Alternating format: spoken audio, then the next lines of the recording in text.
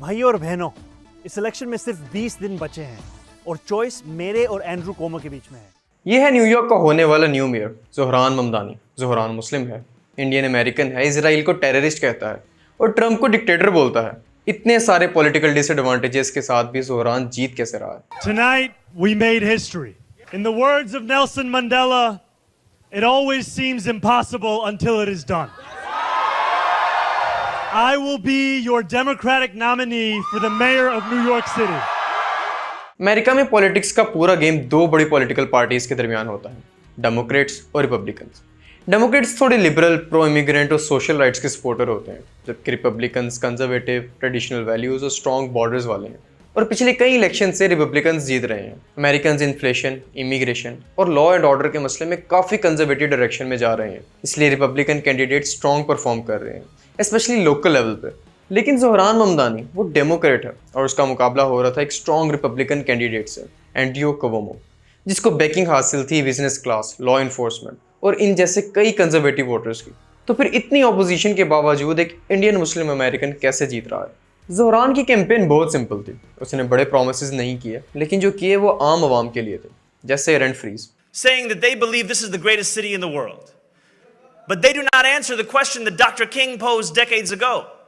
What good is having the right to sit at a lunch counter if you can't afford to buy a hamburger? What good is being the greatest city in the world if New Yorkers can't afford to live here? What good is it if our own people cannot afford their rent, their childcare, their groceries, even $2.90 for their Metro card?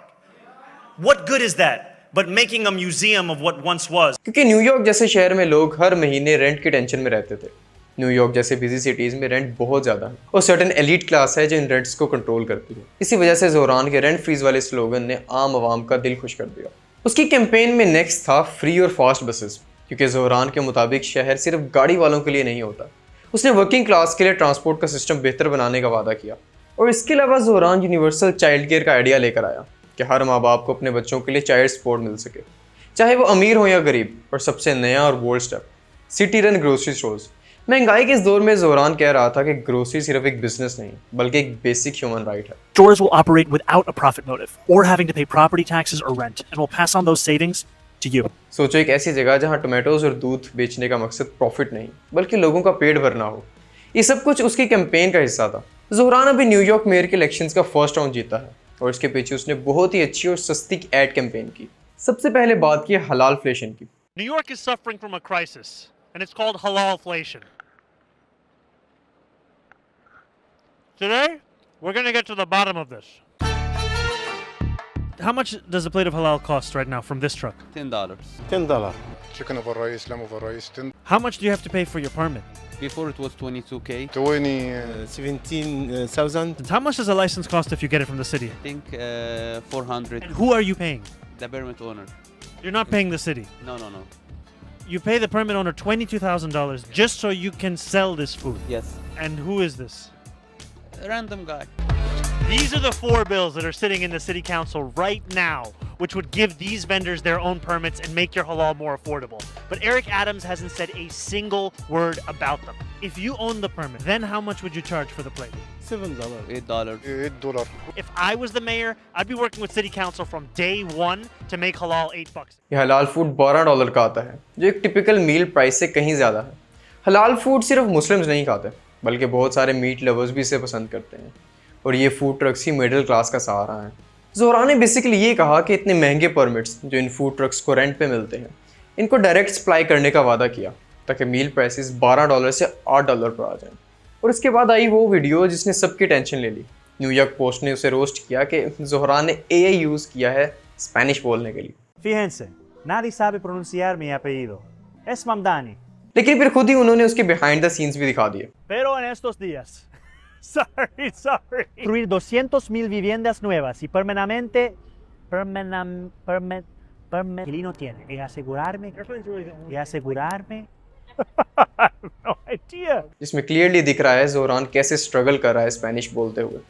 लेकिन लोगों को perfection नहीं, effort चाहिए होती है और ये effort सिर्फ शो ऑफ नहीं था। न्यूयॉर्क के 50% लोग अपने घर में इंग्लिश नहीं बोलते और उनमें भी आधे लोग स्पेनिश बोलते हैं। Almost 2 million residents. तो जब ज़ोहरान उनसे उनकी लैंग्वेज में बात करता है तो वो बस वोट नहीं मांग रहा होता, वो उनको ये फील करवाता है कि मैं तुम्हारी कम्युनिटी का पार्ट हूँ। उसने हिंदी में बोलकर देसी लोगों की टेंशन ली और वो जानता है कि ये व्हाट्सएप ग्रुप में वायरल होने का अल्टीमेट फार्मूला है।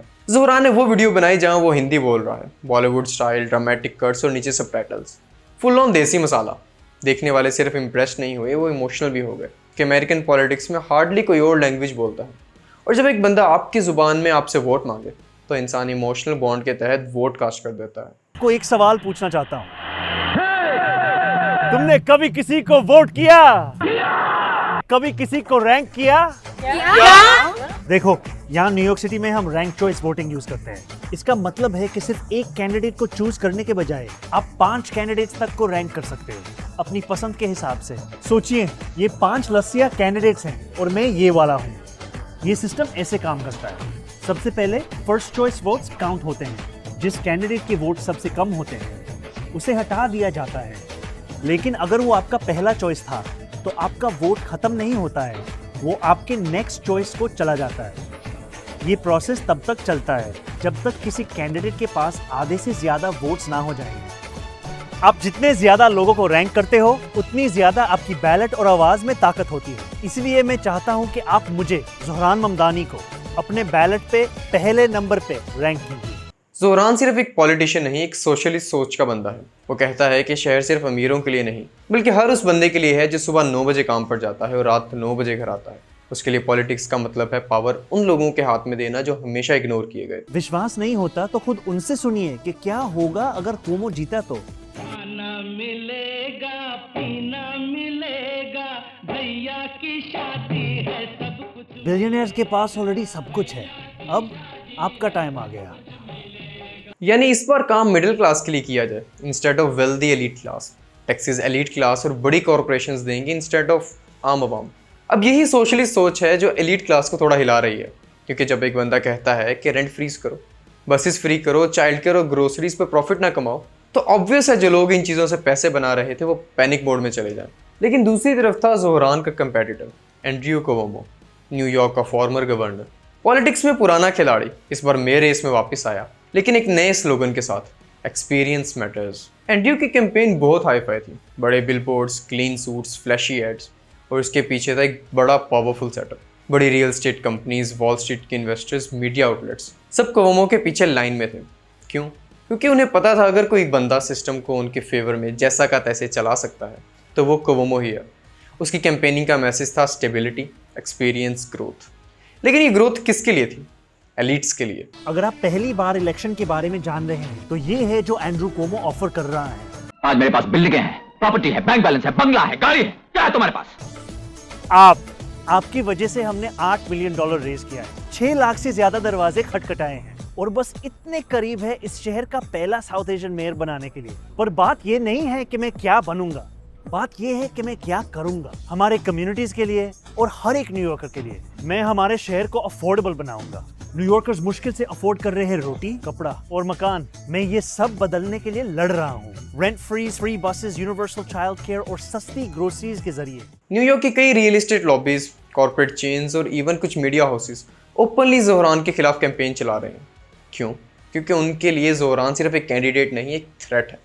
एक ऐसा बंदा जो उनके सिस्टम को शेक कर रहा है, जो कह रहा है कि पैसा टॉप 1% के पास नहीं रहना चाहिए। और यही वजह है कि कई बिजनेस टाइकून्स और बड़े लैंडलॉर्ड ज़ोहरान से डर रहे हैं। उनको लगता है अगर ज़ोहरान मेयर बना तो उनका गोल्डन गूज यानी इनका प्रॉफिट सेटअप खत्म हो जाएगा। Let's bring in New York City business owner Richie Romero to react to this. What was your initial reaction when you heard about this victory? Honestly, I didn't sleep because I had to talk a lot of people off ledges last night that were calling me nonstop, moving out of New York, etc. Really? लेकिन ज़ोहरान के मुताबिक अगर ये billionaires मुझसे नफरत कर रहे हैं तो शायद मैं कुछ सही कर रहा हूँ।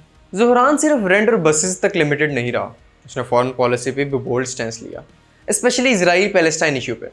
अब ये बात क्लियर करनी ज़रूरी है, ज़ोहरान किसी भी रिलीजन के खिलाफ नहीं है, ना ही न्यूयॉर्क ज्यूइश कम्युनिटी के खिलाफ। इनफैक्ट उसने कई बार ओपनली कहा है कि ज्यूइश लोग भी इसी शहर का इंटेग्रल हिस्सा हैं, उनके राइट्स भी उतने ही मैटर करते हैं जितने औरों के।